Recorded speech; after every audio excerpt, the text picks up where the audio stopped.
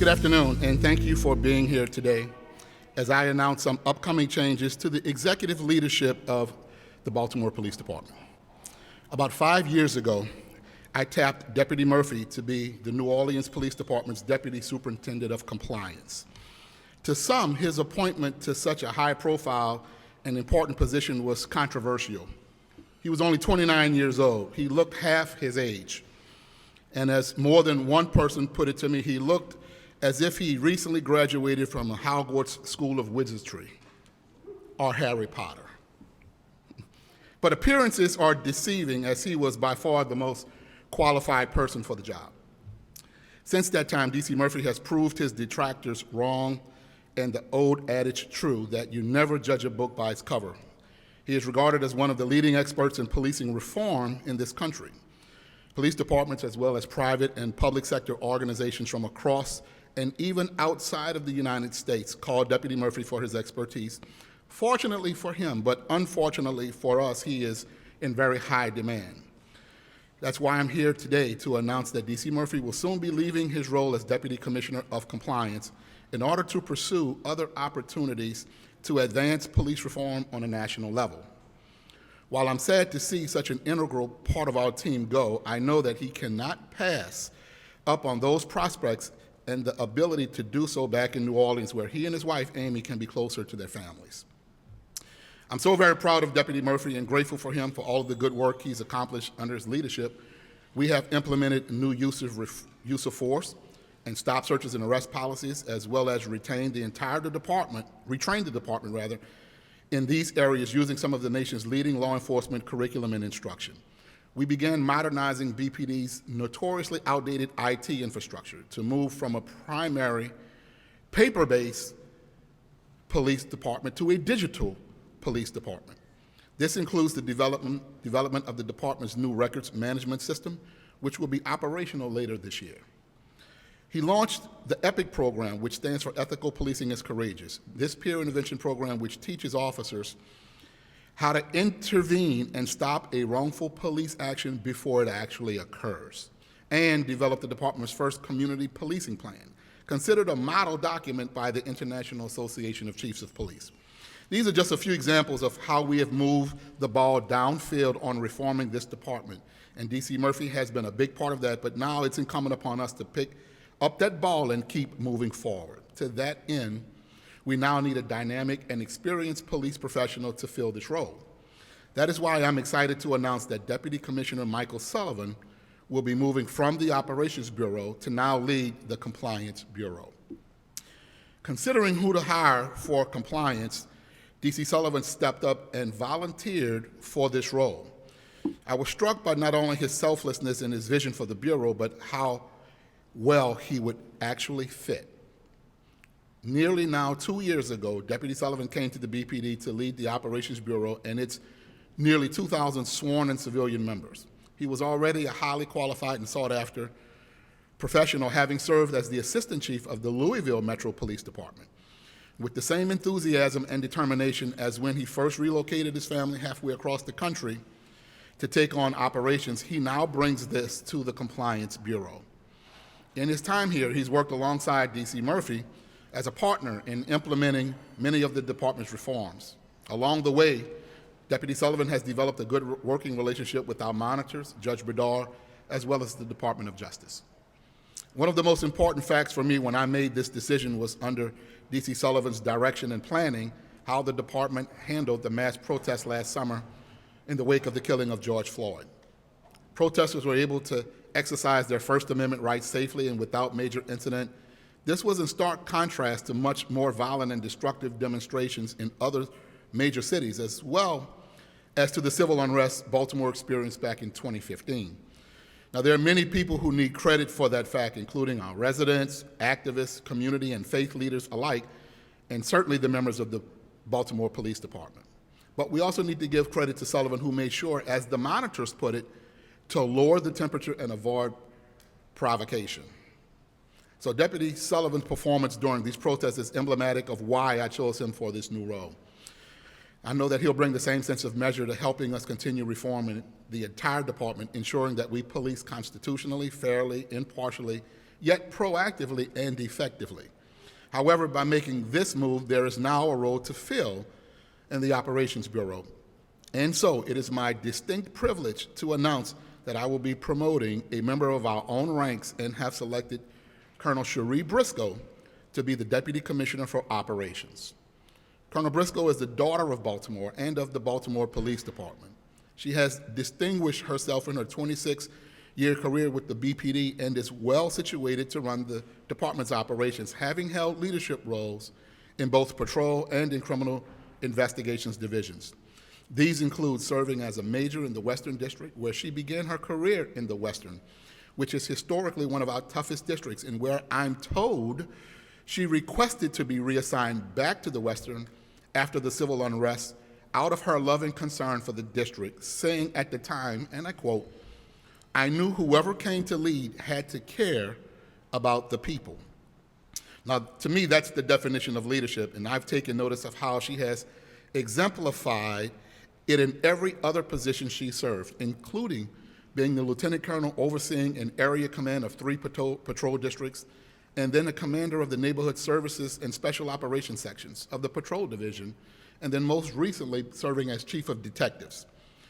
She's also a graduate of the prestigious FBI National Academy in Quantico, Virginia, which is a 10-week professional development residency program for police leaders from around the world, consisting of 250 countries.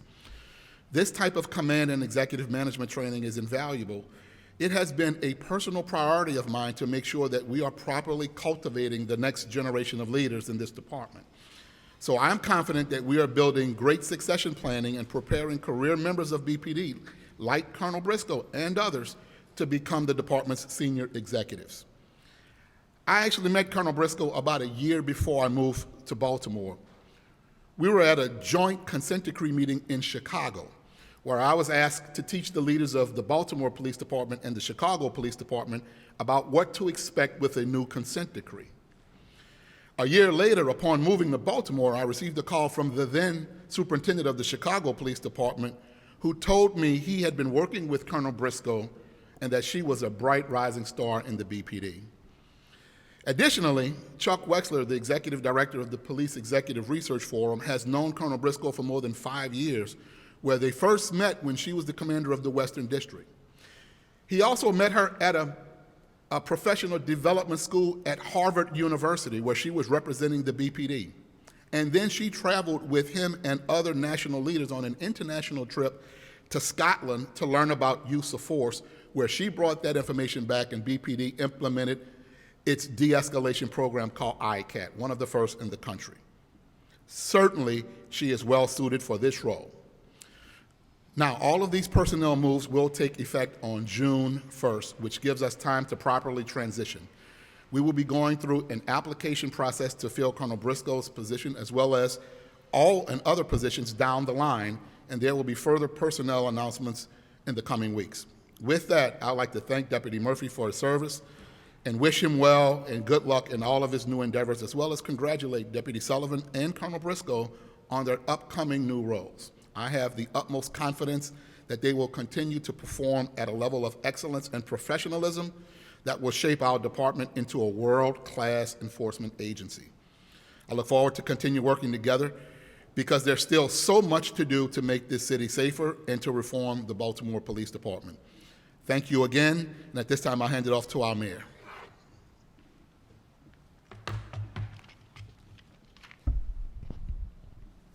Thank you, Mr. Commissioner. I'm grateful for the contributions that Deputy Commissioner Murphy has made to the city of Baltimore. He and his team worked tirelessly to translate over 500, that's right, 500 reforms required by our consent decree into actionable police and culture change here in BPD. We are entering a critical stage of our consent decree implementation that requires precise execution of these new policies. I am also pleased that Deputy Commissioner Sullivan will be taking the helm at the Compliance Bureau and look forward to his continued service, especially coming from the operations side, where he will know better than anyone how to make the reforms go into practice. And while our reform efforts are and remain a priority, fresh leadership in our Operations Bureau is critical and critically important as we continue to fight violent crime in Baltimore. I am confident that Colonel Briscoe will thrive in this role, and she has 150% of my support. By charting a new course for policing, Colonel Briscoe can help us reduce violent crime in Baltimore while simultaneously making police reform a reality. The vast leadership experience and qualifications of Colonel Briscoe are unparalleled and speak for themselves, as you heard the Commissioner speak about. And we all understand what's at stake. Violent crime is our biggest challenge, and reducing it is a top priority for us. It's a priority simply because we can't thrive as a city when residents are not safe in their communities. But improving public safety and strengthening relationships with Baltimore residents starts at the top.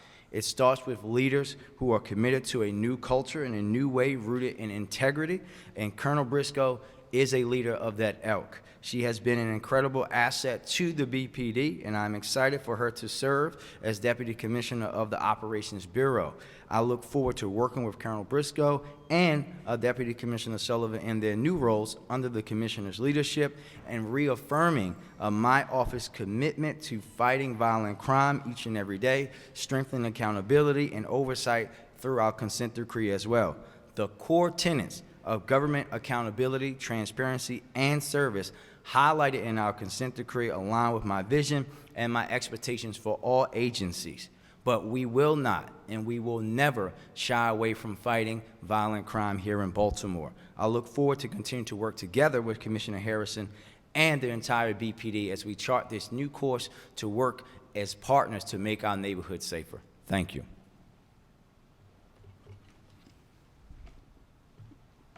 Thank you, Mr. Mayor, for your leadership and your support. At this time, we'll take a few questions. Commissioner Harrison, I want to talk to you about the new policy from the City State's Attorney's Office. We've heard from several people, community members and people who live in these neighborhoods, and they say that they are seeing open-air drug deals. Are you worried about this new policy making it more difficult for the police department to hold these people accountable in these communities? Well, we have been working under this new policy change since the beginning of COVID when she first enacted that policy change.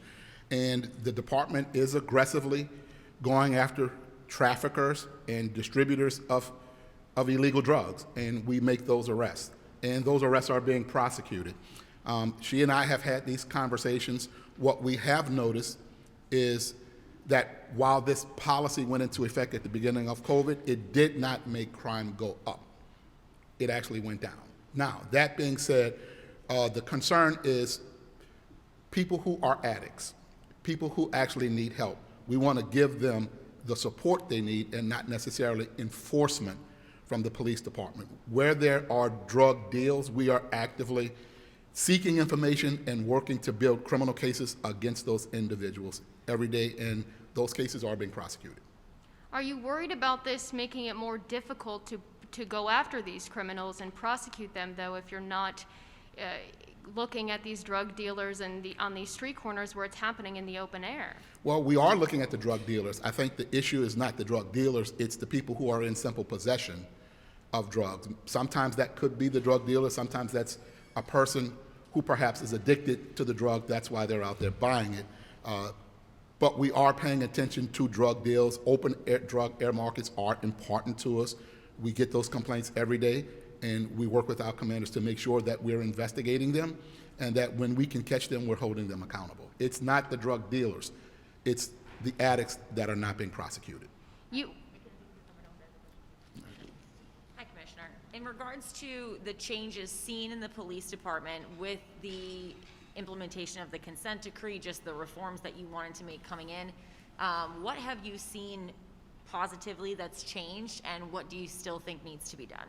Well, I think we're all seeing culture change in the police department because we are still producing the same amount of work. We're still getting individuals caught with illegal guns off the street, though we need to get more. And what we're seeing is that even though we're doing more of that work, we're going after drug dealers, we're seeing fewer complaints of unauthorized or excessive force. We're getting fewer complaints about other things that happen, the legitimacy of those arrests. You're seeing improved performance and decreased complaints and uses of force. So the policy change, the practice, the training, we're starting to see some fruits of that manifest in the performance of our officers. I also have a question for the mayor. When you campaigned, since you've gotten into office, the big thing has been fighting violent crime, making people feel safer in their homes. How do you think this personnel change is going to align with that? Well, as I said before, the colonel has all of my support.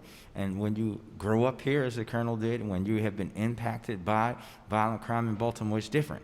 It's no disrespect to anyone else, but it's different when you've lived it. And having that cultural understanding of knowing how it impacts, knowing how violent crime impacts families for generations, we know this is the right move to make. But it's not just on one person. Again, you hear us consistently talk about working together with our partners here in BPD, our state partners, our federal partners, and also now the Mayor's Office of Neighborhood Safety and Engagement, which is right now doing something that has never been done in Baltimore before, and going asking communities and citizens how they think and how they want to be involved in reducing violence in Baltimore. It's about working together. And we, as you know, one of our big things is going to be focusing on gun traffickers, something that we've never really done. We're the first city to have this tool that we have. Every mayor in the country is calling me, trying to get it. We're also going to go after those people. So we have to get out of this mindset that it's just a Baltimore issue, especially when 63% of the weapons that we found last year came from other states.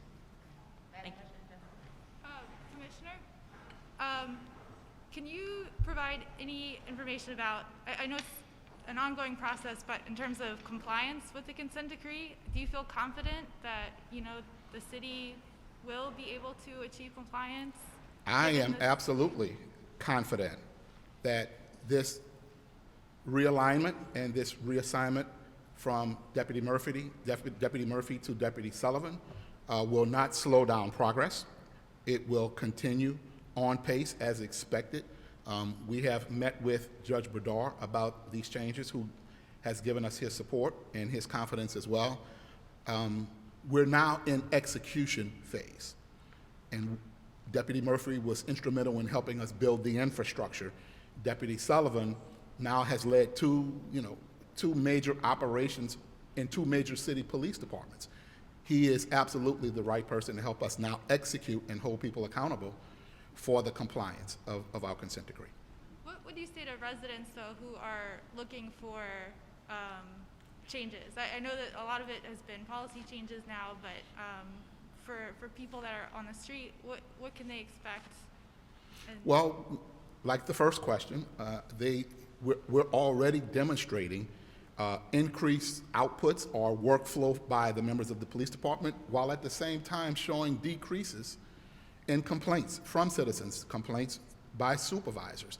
So it's an improved performance. Now, we're working constantly to fix all the other social ills around the city to make sure that as the police department becomes more effective and efficient, that all translates into prevention of crime and reduction of crime. Is there a time frame for when compliance might be? Well, we're working to improve the department, and you already see improved performance by the police department, but it takes time to fix all of those things, which all of us are working on all the time at the same time.